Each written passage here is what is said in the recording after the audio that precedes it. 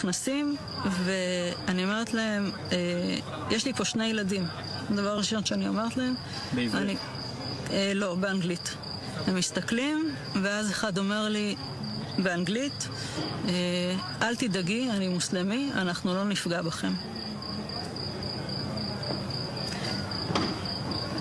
זה תפס אותי מצד אחד בהפתעה, מצד שני זה הוריד לי הרבה לחץ, וישבתי עם הילדים שלי, והמחבלים הביאו כיסא מהפינת אוכל, היה מחבל חמוש כל הזמן איתנו בממ"ד, והשאר מסתובבים בבית. אחד מהם רואה על השיש בננות, אומר לי, אפשר לאכול אחת?